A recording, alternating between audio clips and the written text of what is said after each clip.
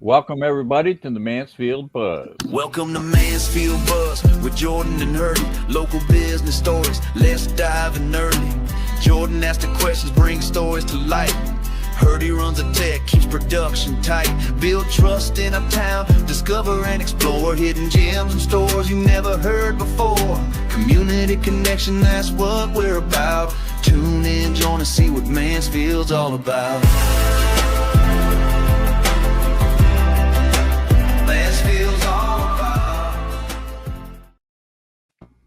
Hey, that's right. It's Thursday. It's 2 p.m. and it's Mansfield Buzz time because we are live on YouTube today. We're also, which our guests usually don't know, is we're also streaming live on LinkedIn and to the Facebook group page today, which is fantastic. And we always like to interview our businesses every Thursday at 2 p.m. So we'll be talking to Tyrell Clark with WebEC,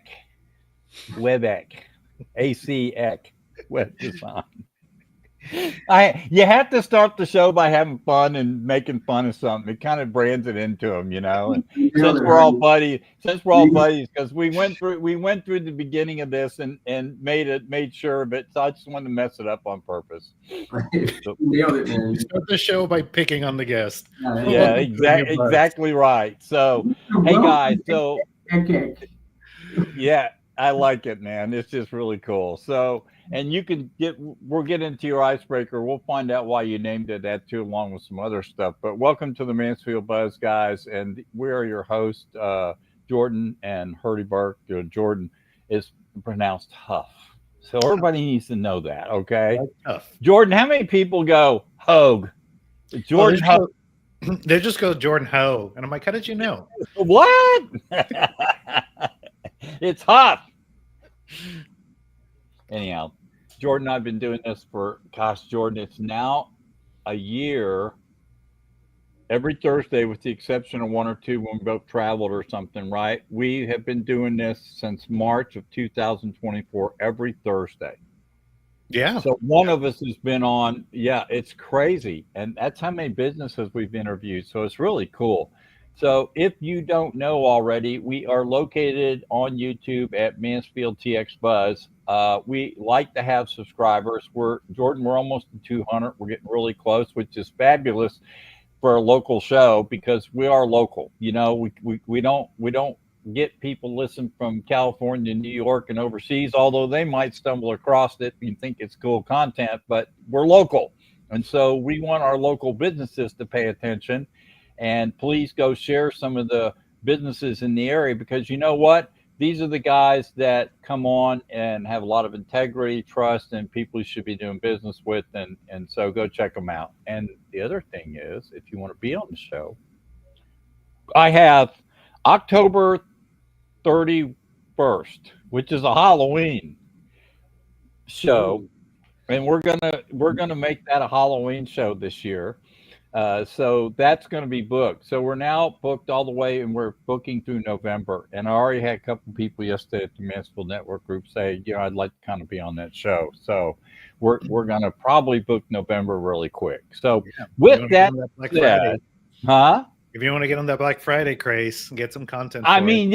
Seriously, this would be a great time to maybe we should have a special Black Friday show where 10 people can bring items on and just brag about single items or something just for fun. You know what I'm saying? Yeah, maybe have some giveaways. Yeah, do some giveaways and stuff and bring about 10 people in the studio and then stream it out and have some fun with it. So see, this is how creative we are on the fly, which is really cool.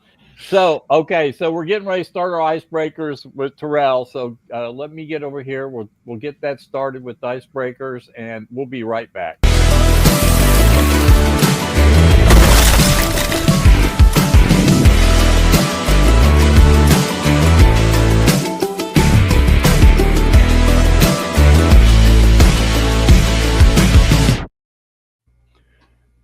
Wow, love that.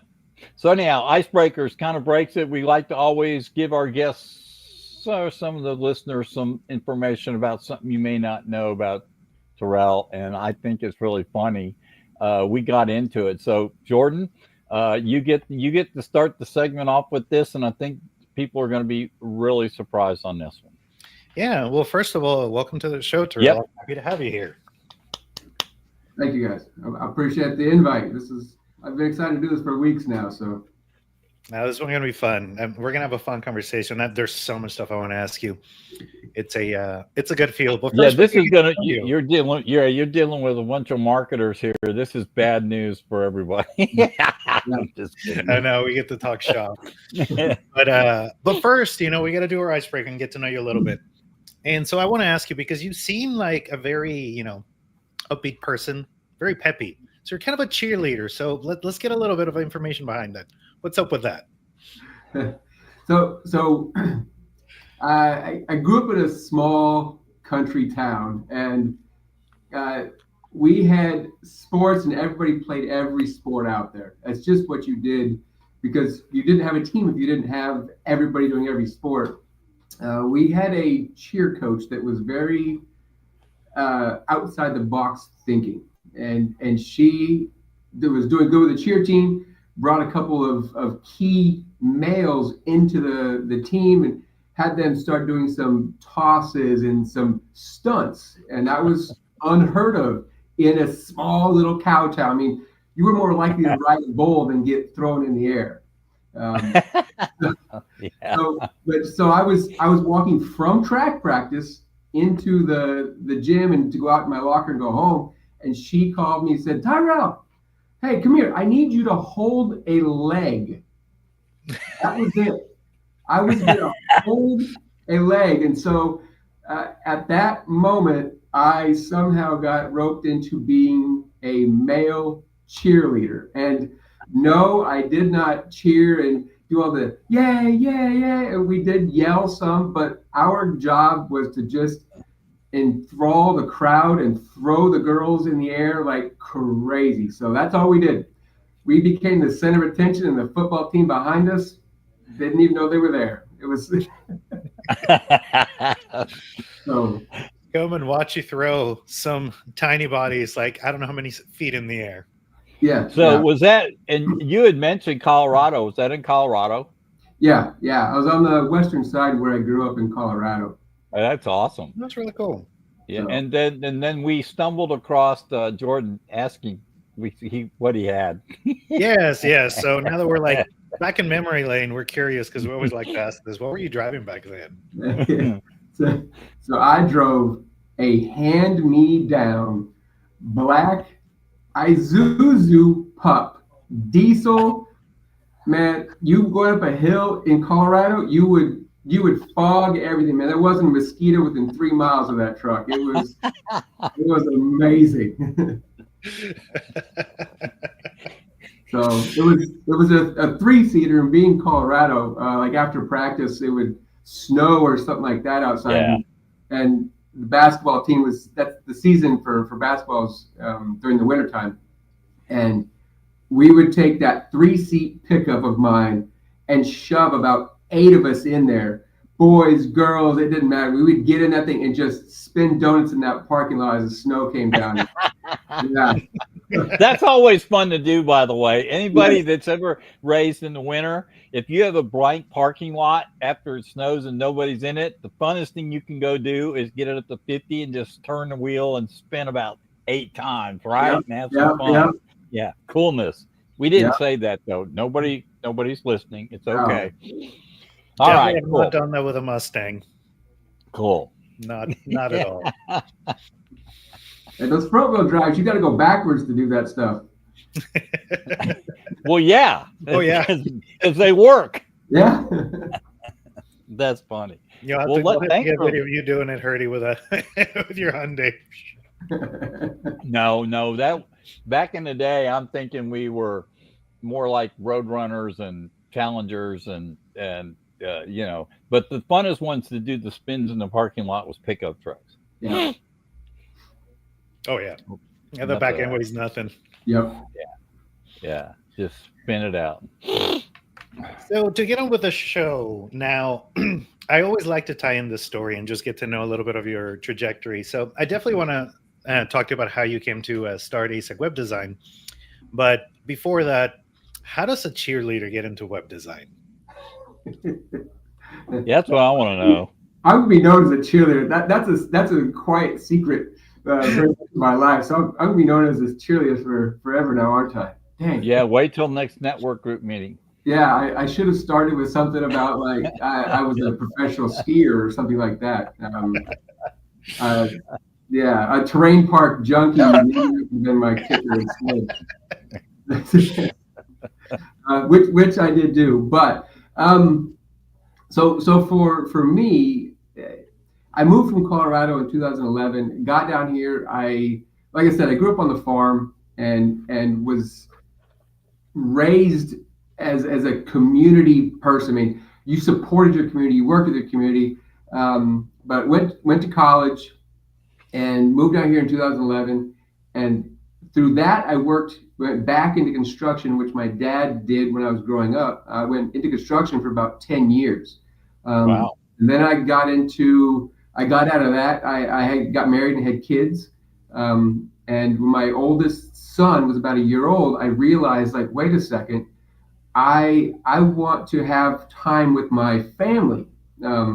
So I took a step back. My father said after my wife and I got married about a year, he said, hey, I want to share that I wish I would have had more time with you kids growing up. He was a 5, 6 in the morning worker till 8, 9 at night, every day, 7 days a week. And that's how I worked in construction. So I got into some sales, and same thing. I was still working 80, 90 hours a week. And that's when my wife was building a website for a friend of hers just on her off time. And she found somebody to mentor with, which was fantastic in the industry because you can YouTube search anything, but man, you find somebody that's been in the trade for 19, 20 years. It's good to have their knowledge. They've got some connections with people. Yeah, already like yourself. I'm just kidding. They've got connections with people that Google, Flippa, all these kind of places like that. It's amazing to have that availability to have those questions. And so we formed ACEC Web Design with the idea of acing it. So to ace it in the online world, your A is your avatar or your community. Your C is, I guess, your community as well. So, and then your E is your expertise or your experience. So to have those kind of in line, and right now in today's world, it's very, very needed with AI being out there. But we decided to form ACEC because my boys are named Aiden Clark and Ethan Clark. There you go.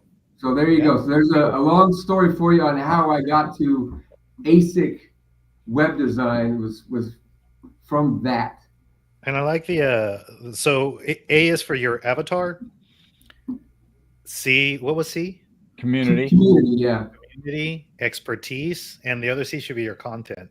And then you have it like, oh, there you go. Yeah. I like George it. for hire. Uh-huh. Yeah.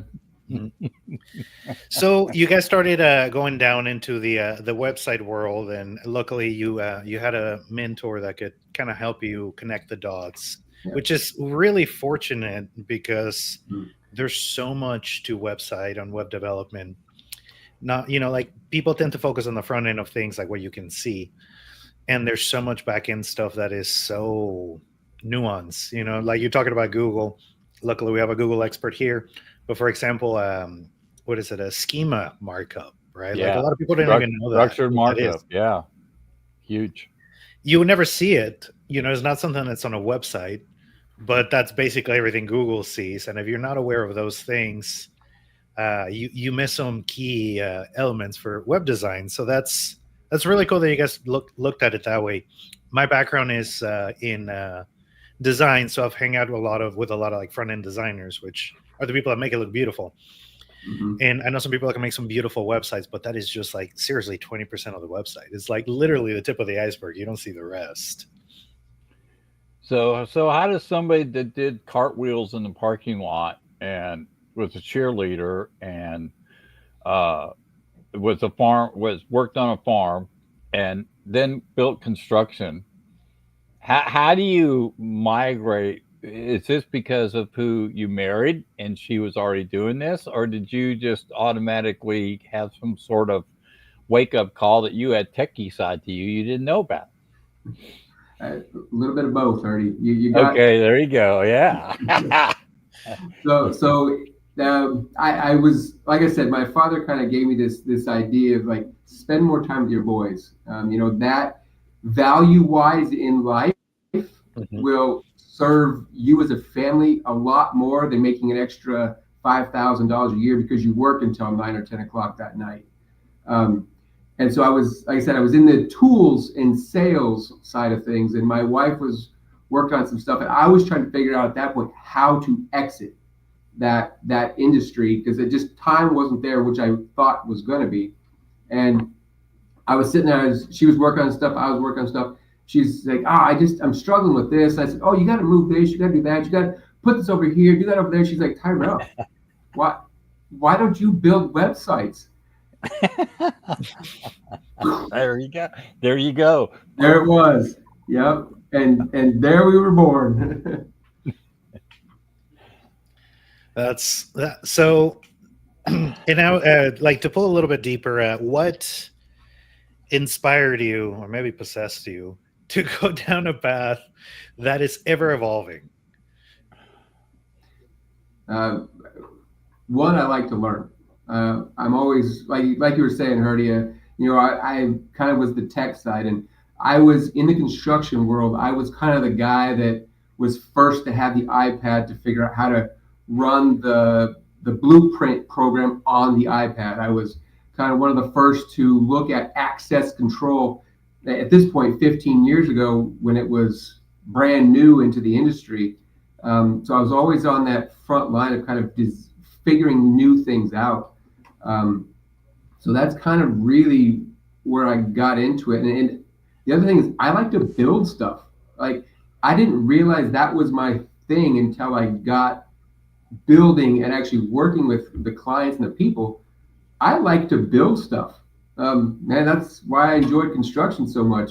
Mm-hmm. So That's frustrated. Yeah, I was going to say, do you get frustrated with it, or you just patiently work through it? No, I have to shut it down sometimes. Okay. Walk away. I just wanted to make sure I wasn't the only one that worked that way. No. Cool. Yeah, that's a good point too. For the people that listening to this that are not in the marketing space or specifically in the web design space, like walk us through a little bit of the pain points that it is to make these. Some of your pain points are time.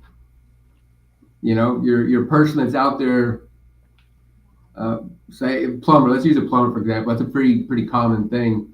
Your plumber, man, his skill is fixing the leak, the toilet, the sink, the water heater, and that's his skill. So his pain points, he doesn't have the time to go out and market. He doesn't have the time to sell. He doesn't have that kind of time in his day. And how visibly does he get out into the market when he's in a bathroom or up in the attic or wherever he might be? So there's a lot of those pain points there. They just don't have the time and the ability. And then the tech side is where I was lucky being in the construction world to kind of understand and kind of always be looking for the newest tech things. Some of these guys just don't have that ability to get in and build their own site. So it's nice that I can talk their language to them and step in with them. I understand their struggles. The 5 o'clock in the morning till 10 o'clock at night, the phone call on Sunday afternoon, like being an emergency plumber is a much different thing than just being a plumber. And Google sees that as well. Yes, they do.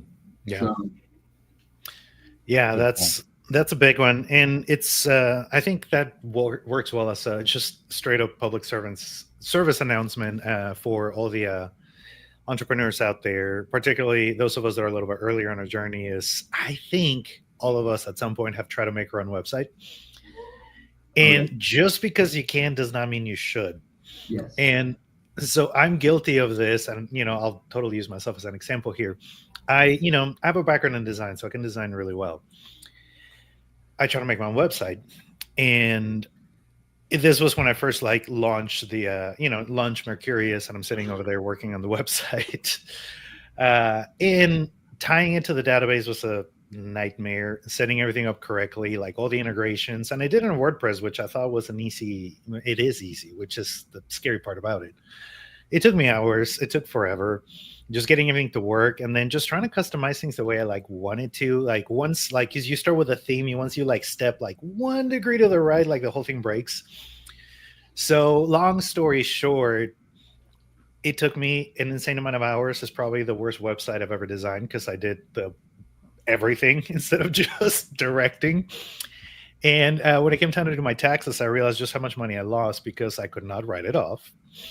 I spent a ton of time doing it that I could have spent either closing or servicing clients. And the website was so terrible that I ended up just replacing it for a template because it's just atrocious.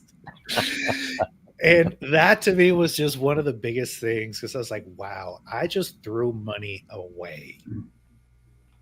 Yeah. Oh, yeah. And Jordan, like you were saying earlier, that back side of building it is a very vital piece. The schema of getting your slugs right for Google. And Herdy, you're the expert on that side of it. And one that a lot of people don't understand is when you build some of these other sites or you build it on your own is how do you go through and make it mobile friendly? So it's your mobile people, because what is absolutely percent of people are searching their next purchase. They're looking for a fun event somewhere. It's on your phone because that's where you are. Mm-hmm. Yeah, load speed. That is crucial. People don't realize that on mobile, it takes longer to load. And yep, Artie's got it right there. If it takes longer than 2 seconds, your bounce rate goes up to near 100%. And think about that. Yes. And I mean, you have 2 seconds for your website to come up, or your bounce rate jumps up above 80-90%, meaning they hit it and they're right off of it, which is amazing. Yeah. Yeah. And how much business did you just lose? I mean, if you're that plumber, I'm trying to figure that out. Yeah. You have no idea what kind of business you're just lost, but your competition's getting it. Right. And that's what I like to fight is that competition's getting it, not anymore. Yeah. Yeah. And actually I can even give you a small example. I was running a social media campaign for a client, and it was right around Black Friday. We were just talking about that. It was almost a year ago. And we did a phenomenal job just stringing the campaign together. We had a great offer. We're being very aggressive about it. Put it on social. And man, we were getting clicks like crazy. And then I started looking at the campaign, and you have this thing called this was running on the Meta platform. So that is Facebook and Instagram. There's a thing called a conversion API, which tells you it's a handshake between your website and your social media channels, which if you know how to set things up, you can get those to talk to each other. But if you don't do that, then you miss out on all that information. So we started looking at that, and we had 100% bounce rate on all our ads. We're getting clicks like crazy, 100% bounce rate. And we're like, what is going on? We were at that point, we're just wasting money. Right? All these people are going to a website and they're like, no, we're out. It's like, what could be that bad? How could a website be that bad? For 100% of the people be like, nope, I'm out. Speed. That's what it was. We looked at it, and it was, okay. Can you guess what the problem was? Pictures are too big. Yes. Or the video files were too big, and they stretched out across the top of the banner, and they couldn't load fast enough. Yep. Exactly. Load speed. Both of you two. Yeah. They had a video that was not optimized running in the background, and the pictures were too big. I mean, they were straight up out of an iPhone or a camera, no compression at all. It was taking 2 minutes to load. Yes. The cleaner, the better. And people don't and as a website, Tyrell knows this, and I'm going to have him jump into this. A good website, they even instructed us about 5 years ago when they started going 8 years ago and they started going mobile, they kept saying, do not add any video or pictures to your mobile site. Leave it as clean as possible. Make it totally different from your normal website. You should fill us in a little bit, Tyrell, why? Because it's all about load speed, right? Yeah, and you know, as you're talking, so I actually will meet with people, you know, have discussions with them, talk about kind of where they're at, what they're doing, how things are going, the struggles they're having, and I met with a guy he's in the construction side of things, and drilling was kind of his thing. I was referred through a guy. Called him. We met for coffee. We sat down and we looked at his website, and it was like, Jordan, like you're saying, it's loading so slow.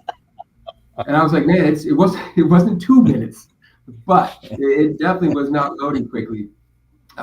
One, he didn't have hardly any optimization of any kind. His words were very simple, but he was full of pictures, just straight pictures. And I gave him the instruction. His header was a video. Now, it was short. It was what, 10 seconds, 12 seconds long. So it wasn't too long. Bad news. But it was, and I said, man, we've got to figure out a different way to do this, move this somewhere else.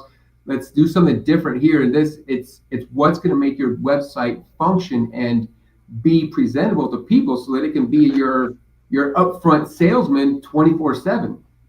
And he was not for it. I have gone back and looked because he did not do business with me, which is fine. I don't mind people getting that information. If they want to take my information and go with it and do what they want, then that's, you know what, that's fine. I've been able to help them, hopefully, and then I've given a service at that point, I guess, which is nice. But he has made some changes. I do notice he's added a few more words, less pictures, but that video is still up there. Yes. He's proud of that one because it's so cool. Oh yeah. Well, it's personal, right? But there is a line between the personal, emotional, and the business thing, which is, leads to a question I really want to ask you, because I bet you're going to have some awesome answers. What are some common website mistakes you see small businesses make?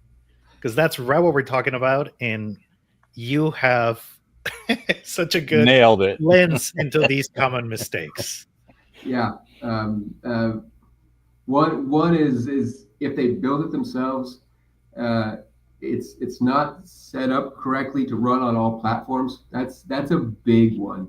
Like I was saying earlier, the mobile world is so powerful now. If you get on a website and all of a sudden the pictures, instead of being in line, it's over there, or it's half gone, you're like, what? And then you go down and then some words are off to the side. I'm probably clicking away. As Bertie was saying, or Herdy was saying, it's click rate. It's gone. So there's one of them. There's a lot of websites to do it yourself. It's free. Why not? I mean, I was in the construction world. I sold and did some tool work for a while. So am I a mechanic? No. But I could do my own mechanic work. And Jordan, to your story, it was much easier, would have been a lot further ahead to just have someone professionally do it the right way the first time.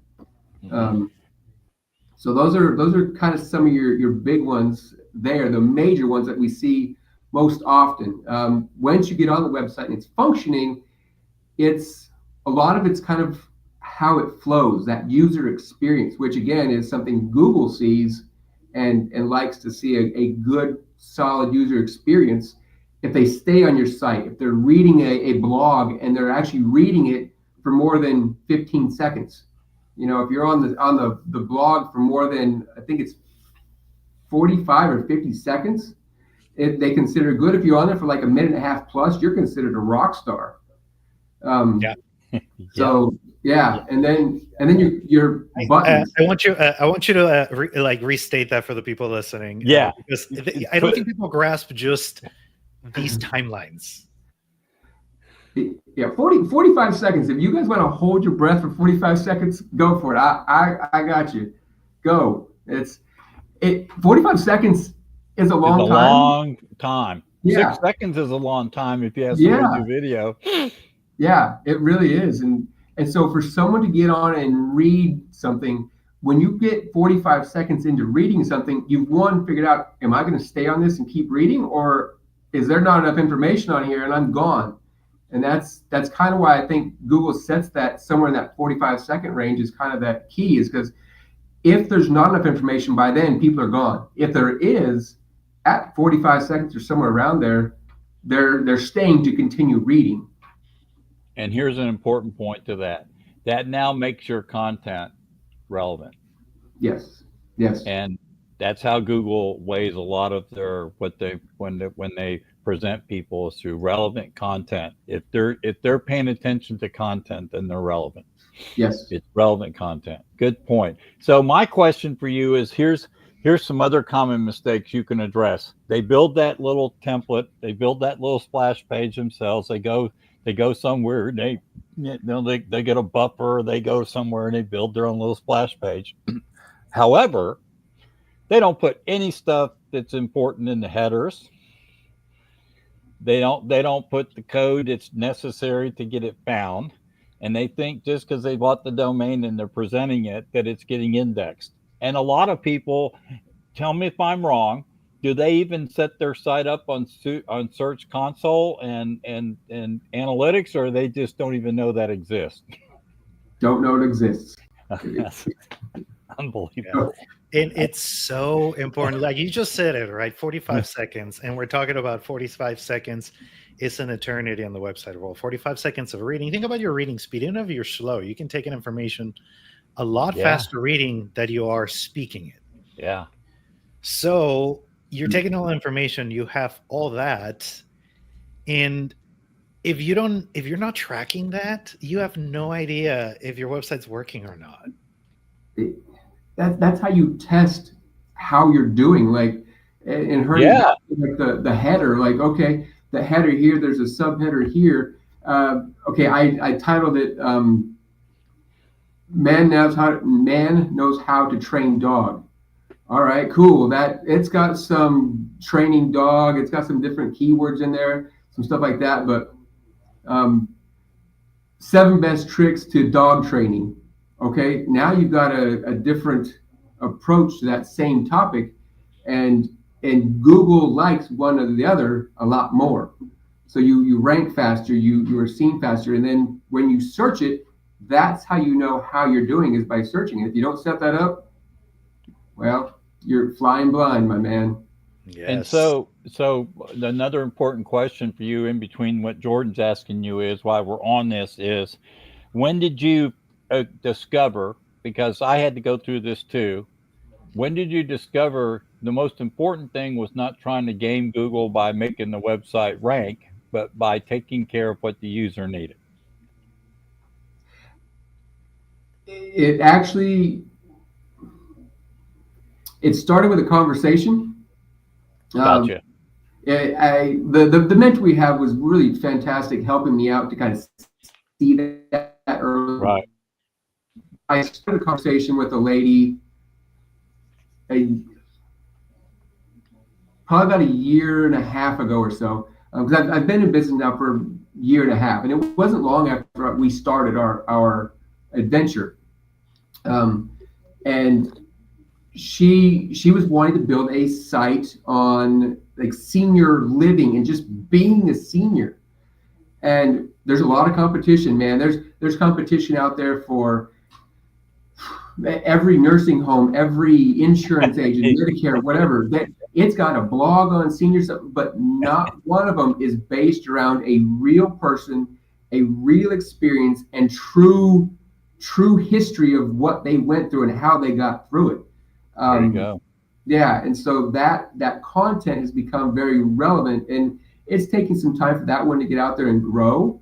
But that's where you start to find your community, reach out to the people, find your community that you want to work with, and it's not so much of oh, I got to rank it on Google real quick. Well, no, if you find that community, Google likes the community, and if you have a mailing list of 500 people or 5,000 people, it's a lot more valuable than absolutely just straight content. Mm-hmm. So Yeah, that is so important. And I didn't realize this actually applies to websites as much as it does social, but it's actually the same principle. What I tell my clients is if you just replace the word algorithm with people, you suddenly understand what the problem is. If Good you point. replace the word Google or Google indexing or Good SEO point. with people, suddenly you understand what the problem is. Good Oh, the point. algorithm doesn't like my content. You mean people don't like people doesn't Yeah. like the content. Yeah. That's what we call the in your face humble moment. Um, That's good. uh, Mhm. you know, so wow. I just Good. learned something, Jordan. Thank you. That's a different way to approach it. But yeah, because I've always just kind of gone like, okay, so Google doesn't like it, but let's work on the community behind it. But just Mhm. Yeah, the because people. Google likes what people like. So if Yeah. people like it, Google will like it. Doesn't Yeah. matter if you follow their instructions or not. And that's always been the big problem when people introduced SEO back in the day. All the businesses picked up on that. The small guy, because he didn't know what he was supposed to ask for, so they started asking you for what. So as a marketer, you walked in and they asked you about, oh, I need SEO for my website, or I need SEO for which really meant I don't know who my user is. Oh, call them out. I want you to artificially get me people. Yep. Yeah, and I will, Herdy, I will throw this in there too. AI it's an amazing tool, and you do need to use it right. But what Google's doing with AI behind the scenes right now, and this is something that I Pretty think amazing. all three of us are working through daily, is how do we continue to work with AI and the people. But I've started to look at SEO in a different light, because I think, and part of this is where the mentor of mine comes in with all these years of experience. The idea of having that community, the people behind your site, is so important. The relevant information. Right. But instead of search engine optimization, SEO, I've started to look at this as a search everywhere optimization. There you go. So I, I, SEO, I like that. I like that. yeah, And that's where it's going. yeah, it is. It's set up. Jordan calls SEO a zombie.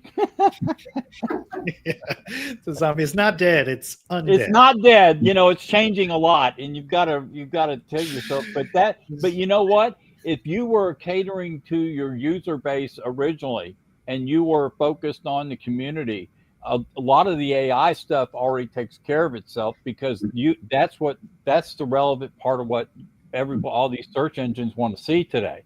They want to be able to present something that answers a question for a client, right? Or gives them information they need. Yep. Mm-hmm. And so I want to ask you a little bit about, because you're properly niched, which is awesome, right? I can tell you, I can tell you know what you're doing, and you have certain business that you want to provide service for, which is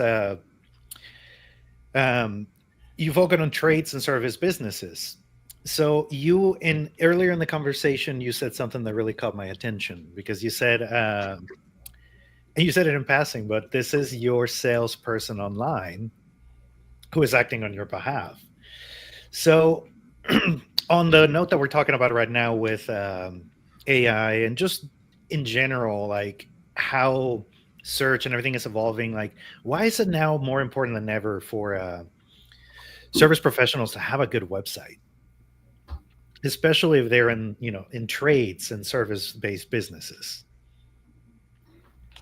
It's, man, everybody looks online. The example I gave earlier, mechanic. At some point, your check engine light's going to come on. What's probably the first thing you do when you get home back in your driveway, or you get to your location? You stop and, okay, mechanic near me. You don't do you can, and you might be loyal to your mechanic, which is great. But you're not going to call your neighbor, your friend, your uncle, and say, "Hey, I need a good mechanic. Who do you refer me to?" It just doesn't. That word of mouth aspect just isn't there.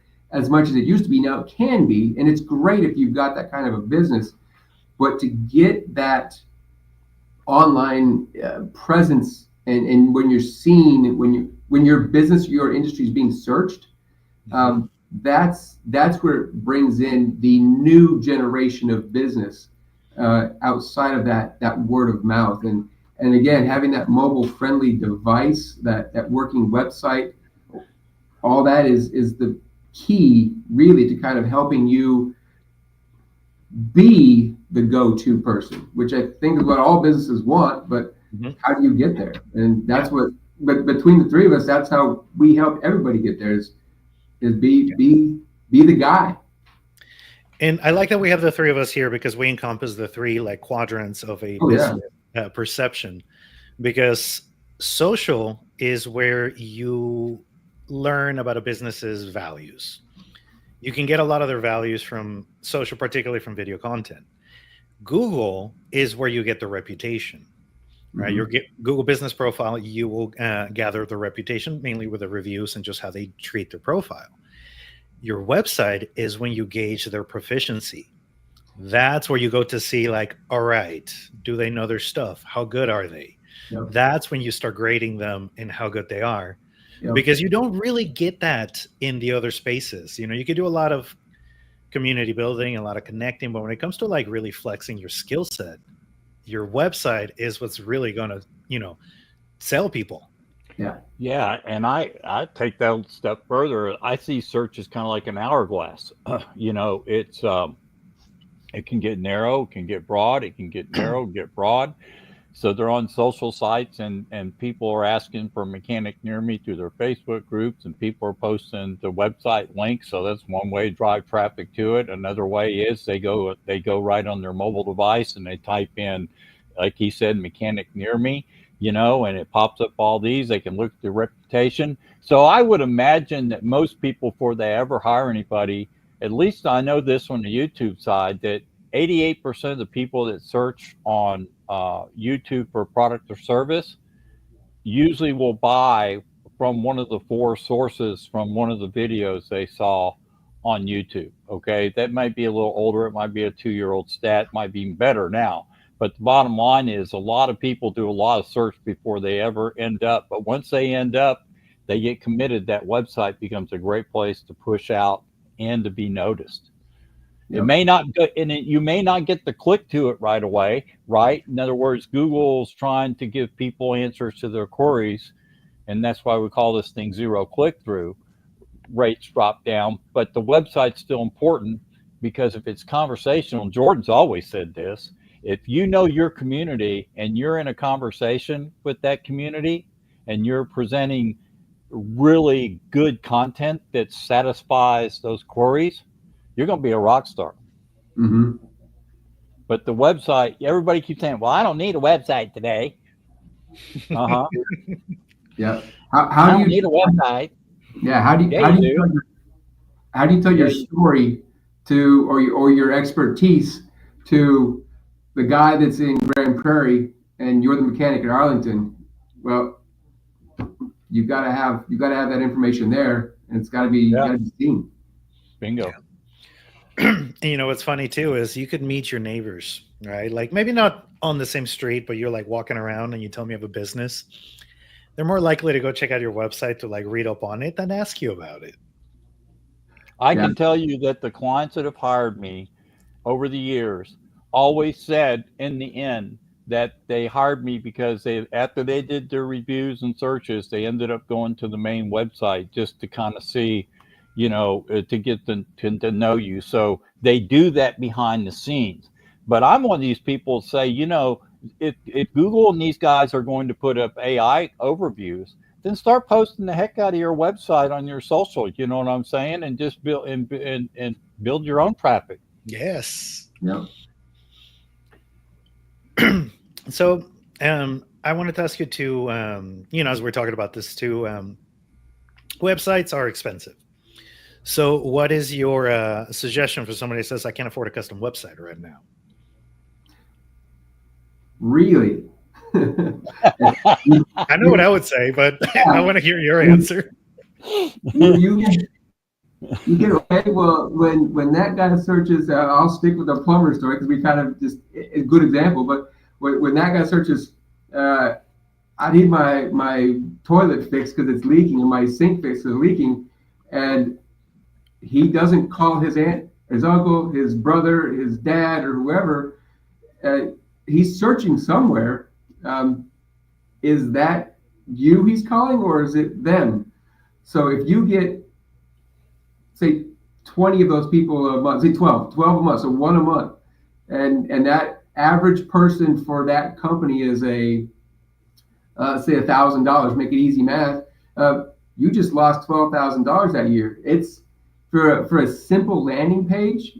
We could work it out. You're, a little bit less, depends on what you want there, maybe a little bit more, but I'm maybe a tenth, maybe a little bit less, maybe a little bit more, depends on what you want for a website and so on. But like, was it worth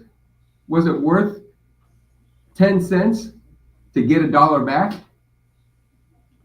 I'm going to say you're probably going to answer that question with a yes. I would give you 10 cents every day of the week. Every $1 moment. back every single time I gave you 10 cents. Yeah. Yeah. And I'll add to that, I think sometimes what gets missed is the multiplying factor, right? Like we're all big networkers. We go to networking events. We meet face-to-face with people. It's a one-on-one interaction. And those are hands down the most powerful ones. You can gauge the person. You can quickly decide if you want to work together or not. Websites are not that. But the value of that is you don't have to be present. They work while you sleep. Mm-hmm. They work while you don't. If you're sick, they keep on working. So, you missed out on that. Let's say it wasn't even let's say it was a $600 visit that you missed out. But how many of those did you miss out on? How many times has that happened? How many $600 visits are you willing to lose? And the shares that can come from that. Like, man, he was great. He came in quick. He was great. Now you've got another Google review out of it, and they're going to share it to their friend that calls them and goes, man, I got a leaky sink. I got to get it fixed. And they do. Hey, this guy was awesome. Give him a call. Here's his information. Yep.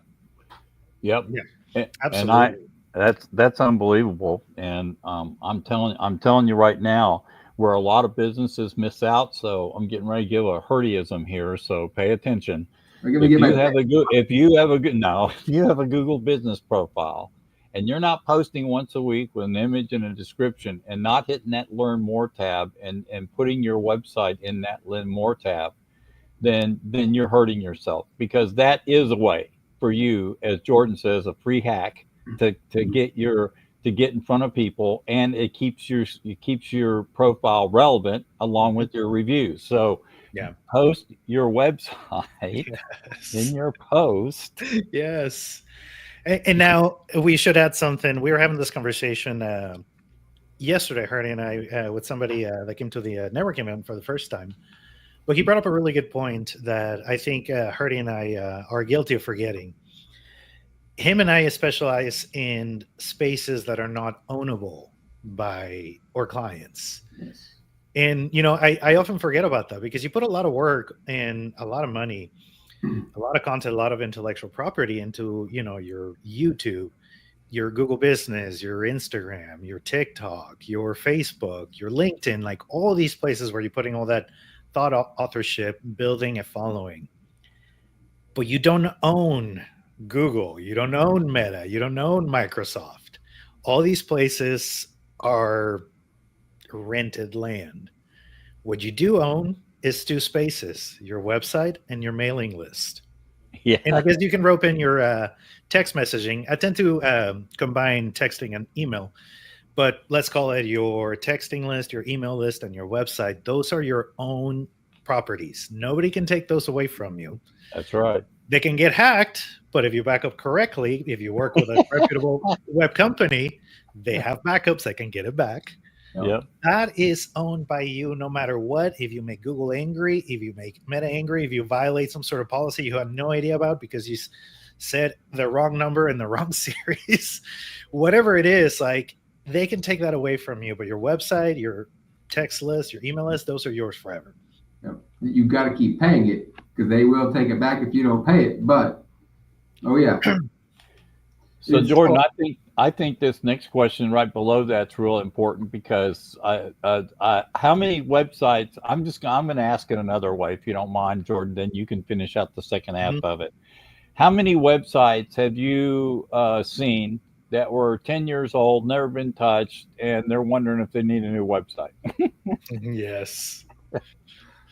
Well, remember that guy I was telling you about with the big video, yeah, drilling and all that kind of stuff. Yeah, he had somebody, and it was built on. And I do use WordPress. I think it's the best one out there that gives a lot of the most options, and also 40% of websites that rank are your WordPress platform, anyways. But yeah, he had a cousin or somebody build it for him, and then he had somebody else get in there and mess with this. And like I said, that it just the words weren't there. There was no content for Google to come in and see what he even did. And as now as AI, as Jordan, you've been talking about this a little bit too. It's just that community of people. The idea of having the link between your Facebook page, your Instagram page, your LinkedIn, which Google likes LinkedIn a lot more than the other two. But all these different things, a press release somewhere.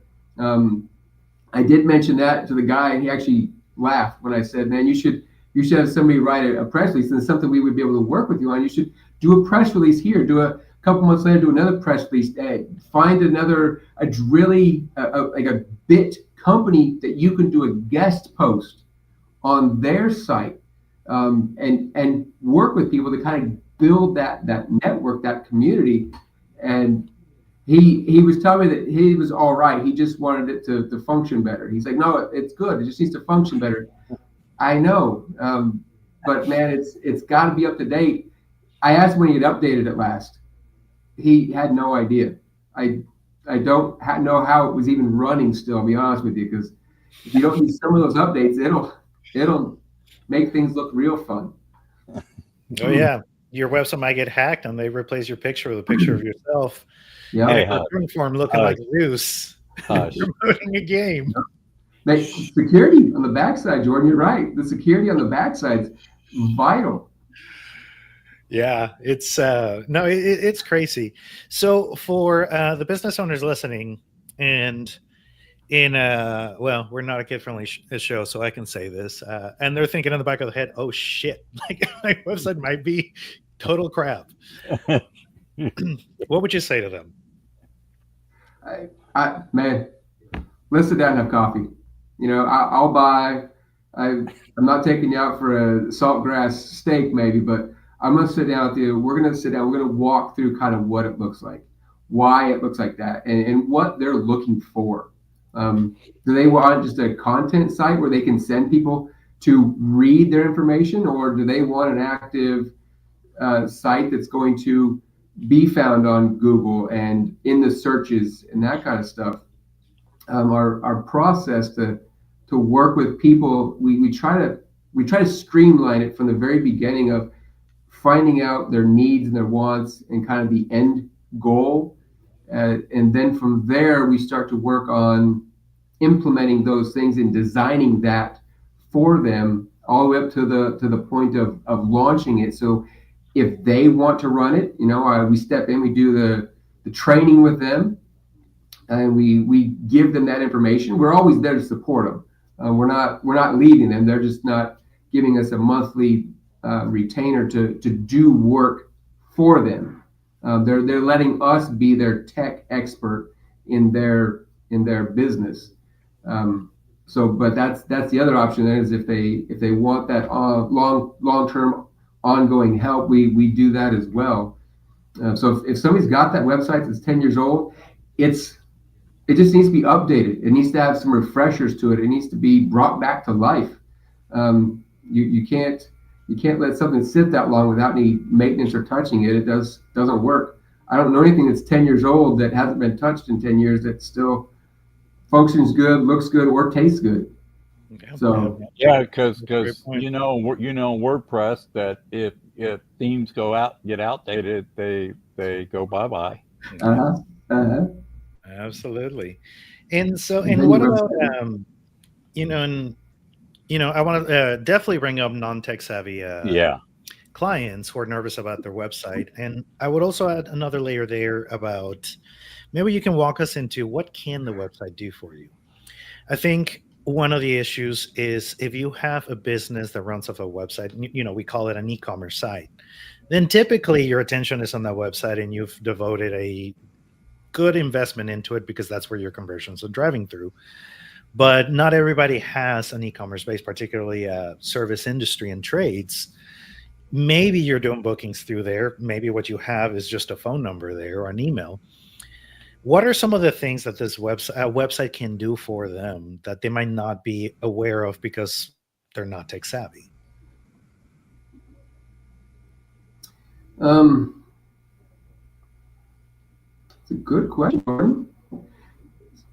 If they're not tech savvy, it's really hard to do things in a online market today when there's a lot of stuff done online. The idea of just having the conversation with us to see what can happen, and we've kind of touched on this a couple of times. Who is your audience? How do you want to reach them? That's very, very key. We leave all the jargon out, the fancy words like the schema. I'm not going to talk to him about their schema in the middle of a conversation with him, but it's good for me as the backside of it to do that. But again, we've mentioned this before. The idea of that's there for you 24/7. That's your front door sales guy when something happens in the middle of the night, or like me, you can't sleep sometimes and you get online and start searching. Man, what's this? What's that? I need to look up this information. I do it, man. I wake up at 2:00 in the morning and well, there I am. That's what it is. And you want to be able to be there for them, and I could speak their language so that they know what I'm saying and I understand what they're saying. And let's walk them through a couple of things that they might not be aware that they can do to get more out of their website. For example, one that I see a lot of businesses, smaller businesses, and particularly trade and in service-based businesses, is the lead magnet. That's something that helps take your audience out of your Facebook, Google, like all the own spaces, and start building your own email list, start getting people involved in your website, getting traffic there. And it's done through a lead magnet, which is a component that lives on your website. So can you walk us a little bit through how that works? Sure. It's you've got to find your audience somewhere. And Jordan, like you're saying, these lead magnets, they're great because that's what catches the attention. That's what draws you in. If it's something brand new you're looking for or looking at, then that's that first impression. And then once you've now got them in reading your own content and stuff there, that's where they start to find those answers they're looking for. And we've talked about this already today. We've talked about it a lot, by the way. But once they've got those, once they've got that information and they're starting to see, I'm getting the answers I want here. That's what builds that community, and those lead magnets are out there to catch your attention. That's why girls wear nice dresses, not sweats all the time. They want to catch your attention. I mean, there's a reason for that, right? So it's kind of the same thing in the online spaces. There's a reason to have that lead magnet there, and to bring them in to get the information they want on your space, your site. And let me ask you a follow-up question using our plumber example, because I'm just loving picking on this guy. So, after he's been, grilled and shamed for just about an hour, he now's coming around like, oh man, I really got to work on this website. And he's gone through. He's talked to you. He's not a non-technical person, so you walk them through the process, and they have a good website now that doesn't take 2 hours to load. And this is something, Herdy, you and I talk about this a lot when people give away value for free to build equity and trust. One of the biggest things that we've seen that works a lot with plumbers, this works for everybody really, but plumbing is their example, is giving you DIY advice. Now, they do this a lot on video, but we want to turn it into a lead magnet. So this person has, let's just go through her journey, right? Has gone to Herdy and is doing all this content on YouTube, is performing really well. And then he's come talking to me and he's just like, hey, I'm growing on YouTube. I want to grow my social presence. We're still leaning into the value generation. And then we're like, man, this content about, how to change your toilet tank, right? Like it's, working really well. You should really turn this into a lead magnet. Let's turn it into a really nice guide on step-by-step, a PDF even, that you could just download and take to Home Depot, give you the parts to get. You can have everything, so you could just, fix your toilet. And all you have to do is put it on your website and ask for a phone number in exchange. And they're like, great, how do I do that? Can you do that for me? I'm like, nope, I am not a website person. So then at this point, I hand them over to you. And it's just like, all right, so we have this great idea, but we have no idea how to do it. Can you take it from there? Yeah. All right. So really at that point, then that's where and Jordan, you're 100% right. Those how-tos they're one of the biggest things right now on the internet is the how to do this, how to complete this or achieve that. It's the steps to improve something, to make it better. Those are it's a big deal right now on the internet, in the internet. But once they get into the system, onto the website, that's where you want to capture their information so that you have the ability then to continue to feed them little tips, little tricks as the months go on. In this plumber, for example, hey, it's October time. We're getting right around the corner. In the next month or two here in Texas, we'll see things getting a lot colder. So this is where he gets to now continue to be part of that person's daily life or their upkeep on their house, which a lot of us don't know how to do. But now he's able to kind of help share and give them insight and give them warnings on what to do. So the idea is that you've now become part of their knowledge base, their community, their support team behind them in whatever they're trying to do or they're trying to keep in good shape, their house, for example. So does that kind of walk through a decent? Yeah, because I can give you an example of that plumber. I have a DIY plumber down in Round Rock that had one truck back in 2012 and decided he was going to do DIY videos on YouTube and then add them to his frequently asked questions to draw lead magnets on his website, right? And we reduced the thumbnail size so it didn't tie up the bandwidth, blah, blah, blah. How to take a stuck washing machine hose off without tearing up the seal. Close to 350,000 views and growing. How to put a hose bib on the outside of your faucet of your house, 360,000 views.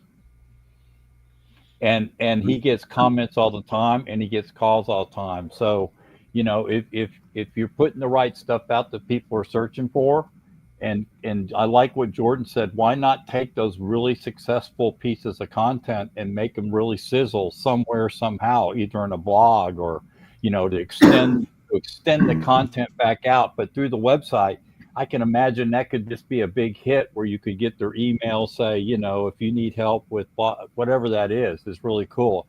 And by the way, I'm going to go back and answer this non-tech savvy question. I can tell you when a non-tech person, when they absolutely call me and need my help, this is what they say. Are you ready? My phone's not ringing. I have a great website and my socials, and my phone doesn't ring.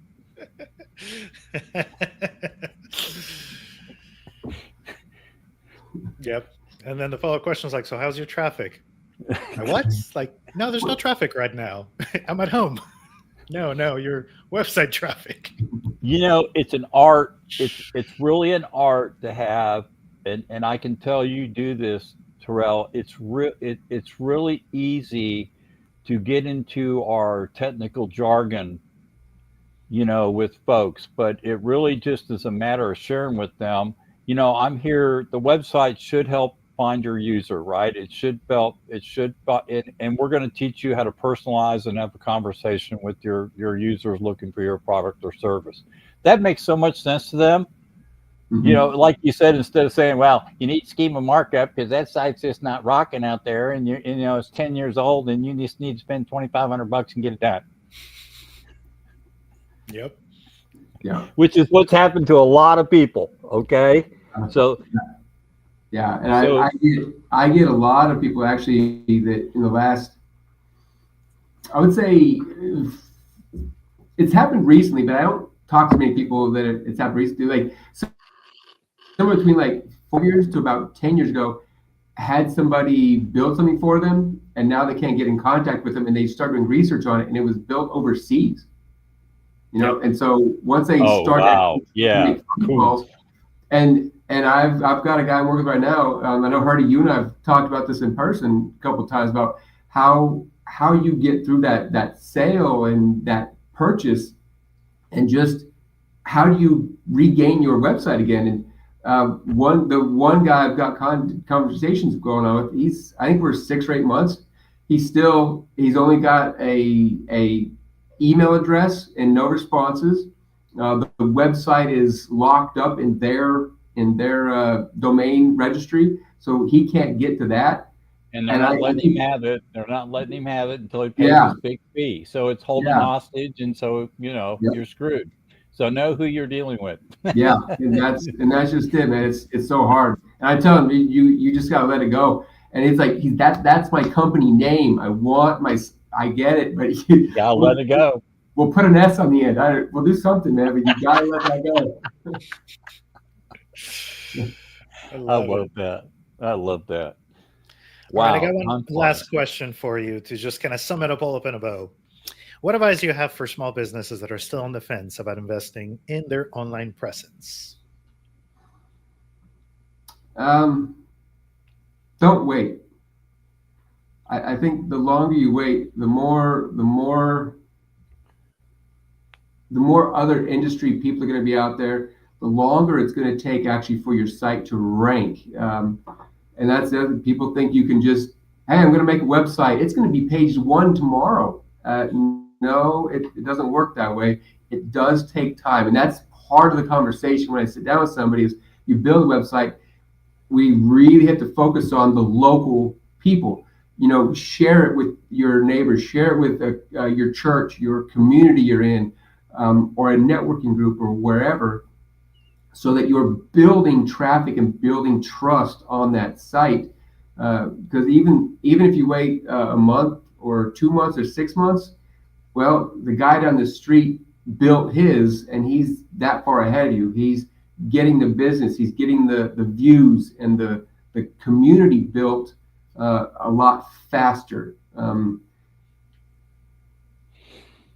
I guess I don't run a business without the proper tools. I wouldn't run a mechanic shop without the proper tool. I wouldn't run an insurance agency without the proper licensing. I guess you've got to put the right things in place to get where you want to go. You got to use the right tools. So, and this is one tool to help you as a business expand and grow. Speaking of website, there it is. Yes. That's a great point. I mean, you wouldn't run a business, you wouldn't run a restaurant and not take credit cards, right? Yeah. Like there's some that do it, but it is a huge hurdle that is unavoidable. And if you're trying to save that 3% fee, in the long run, you're just really missing out on a lot of business. So if you're trying to, save your website expense, it's not going to pan out. It is one major channel that should be considered. You should be present. It should be done well if you want it to actually work for you. Yeah.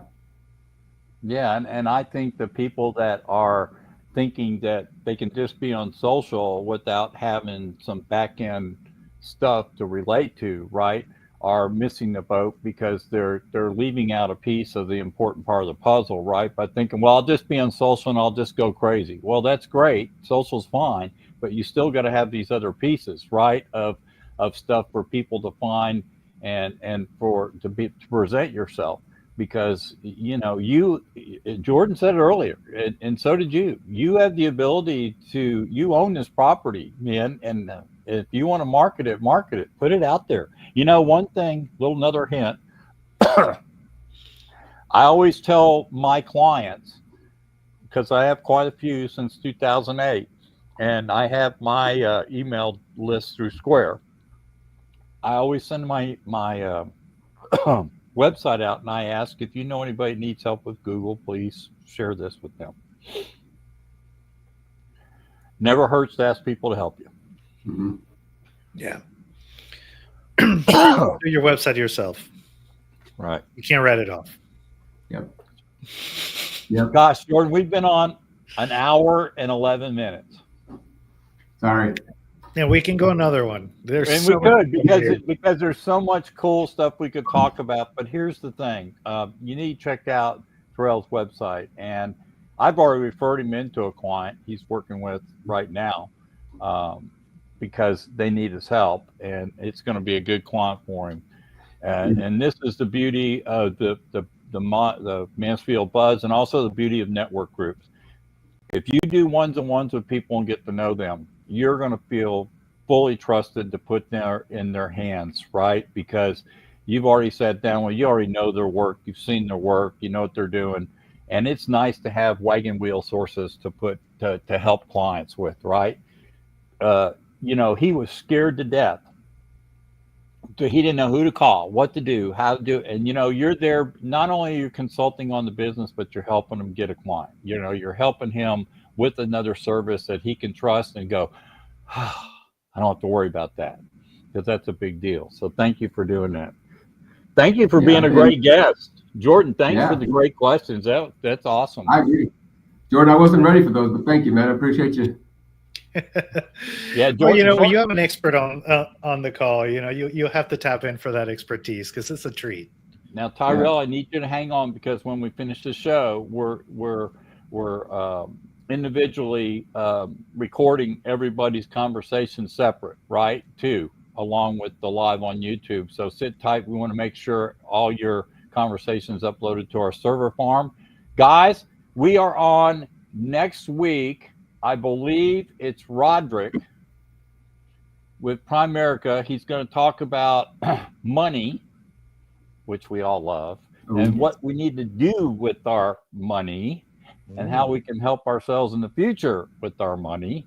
So it's going to be great to have him back on the second time. We love our repeat guests. So, everybody, next Tuesday, 2:00, Mansfield Buzz, come join us. In the meantime, go share our at Mansfield TX Buzz YouTube handle and get people to subscribe to our channel. Y'all have a great day. Bye, y'all. Thanks, guys.